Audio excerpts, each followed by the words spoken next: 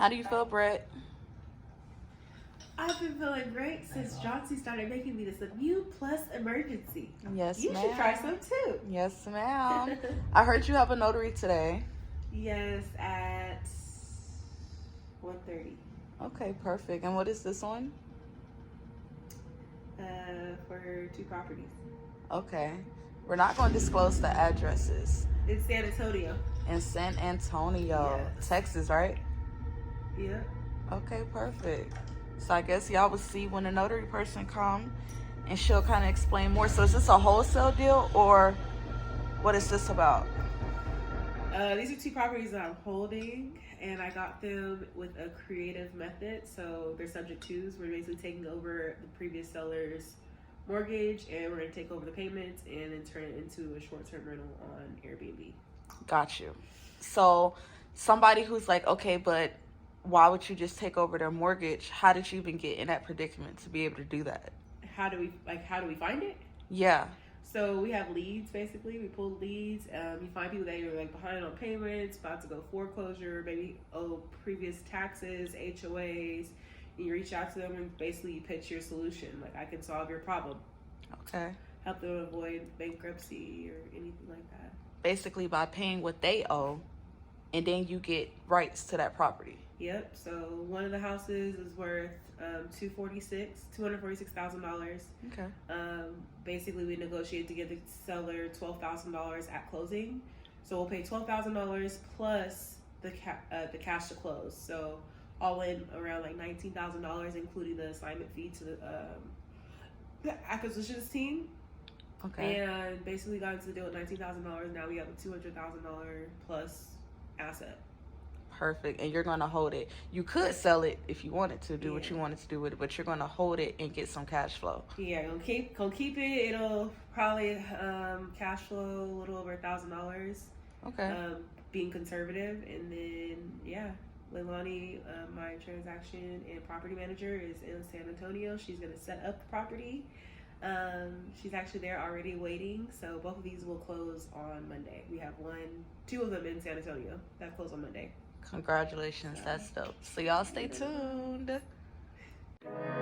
I be so sick of you niggas, y'all contradicting. I be so bored myself when you come and fuck me. I feel so ordinary, except when you around me. Treat me like water while you wear me out. Arguments, you air me out. Tripping about you. I don't know if she decided. No,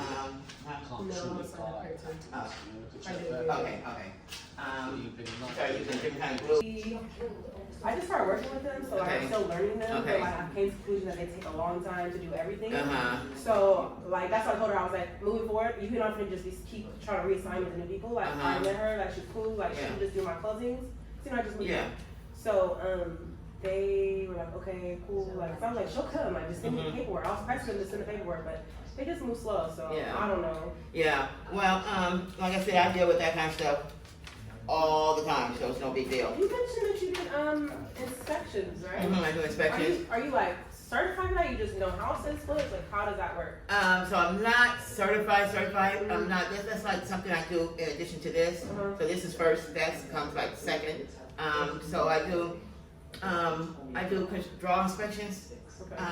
I do commercial and residential. Okay, so you would be able to know if there's issues with the home? No.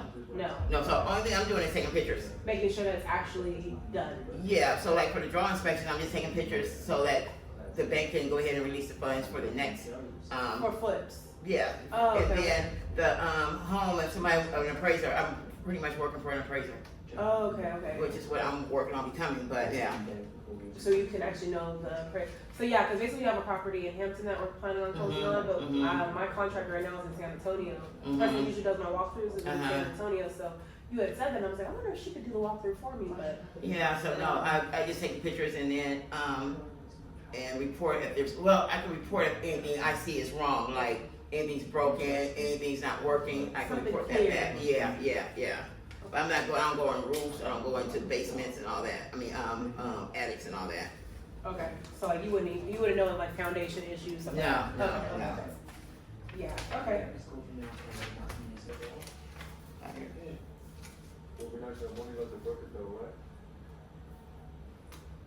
get my lashes done. After my lashes will last me about a month. I don't know if she decided. No, I'm gonna sign up here too. Oh, I get it right. okay. She started using a different kind of glue, but after a week and a half, my lashes was like out. I'm like, oh no. I said, I'm not sure I've been coming to you too long. Yeah. You better go back to that glue you've been using because I can't keep doing this. Yeah. I don't have the time or the funds for this. That's why I don't have lashes right now because like it's just a whole process to get done. Well, my girl, I mean, she's really, really good. I'm out of there like in 30 minutes. 30 minutes? 30 minutes, and she's good. She does my brow. She does my I get the, what you call it, like the tattoo brows. Yeah. Yeah, she's good. But yeah, she went back to the glue she's been using.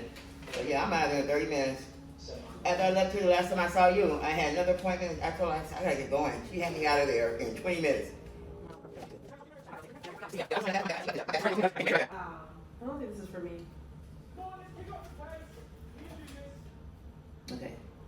What was the first page of it? Yeah.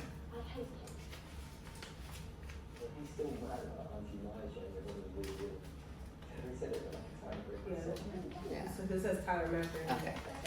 I don't know why. Okay, bye, right here. There you go, right here. Because Tyler and Britt, that's not for me. On here. They got a transaction fee on here that shouldn't be on here.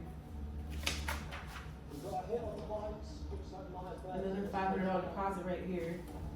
Another refund, $500 right here. That's $1,000. There was never even an EMD put up.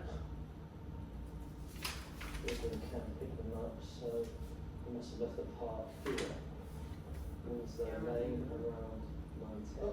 And it's like me emailing them, that just means it's gonna be delayed. But even though, so you still want me to send them off today? Absolutely. Wait, okay, and then you'll wait. Yeah, I don't want to slow it down because they already don't move slow. Anymore, okay. But I can tell, and I'm close with that agent. They'll give me the $500. Okay. Like, and if it was thousands off, Yeah. I would be like, no. But it's $500. But yeah, I definitely don't. Now this is the other, the second one, the first, the name you had said. See how it's supposed to be $19,000 all in? The fees was not $19,000 all in. That's what I'm saying. I know it's not right, but this is This is, you don't have to sign this one. yeah, I already signed it. Okay.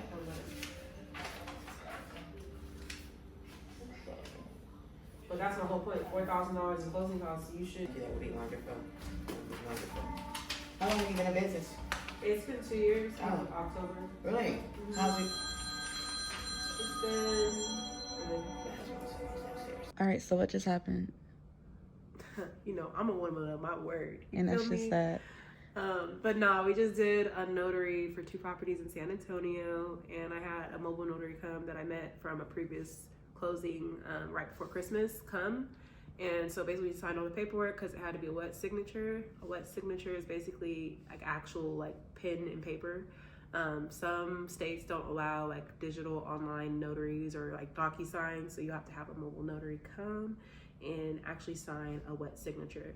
So I just signed off for 2 properties in San Antonio, and the plan is to hold them, turn them into, one's gonna be a short-term rental, which is basically like Airbnb, VRBO, Booking.com, where someone basically stays at the home for like 30 days or less, 29 days or less technically.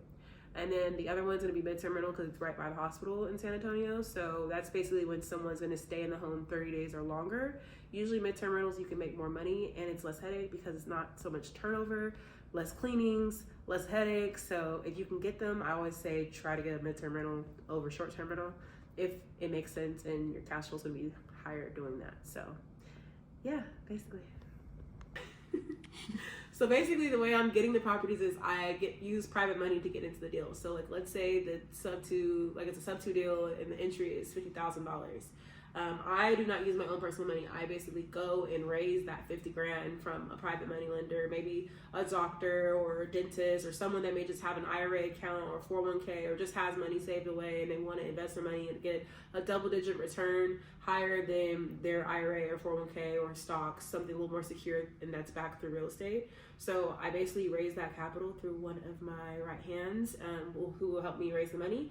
And basically that's how I get into the deal. Starting out though, you may not have that many relationships to do like private money, to get private money from people. So if you are going to try to raise money, private money, I would say try to start out with family, friends, document your process, because that's what's going to make people interested in wanting to give you money for what you're doing. Like people want to invest in me because they see me doing this every day, and I've been doing it every day for the past 2 years, and they see me progressing. So people want to invest in me because they feel like I'm trustworthy.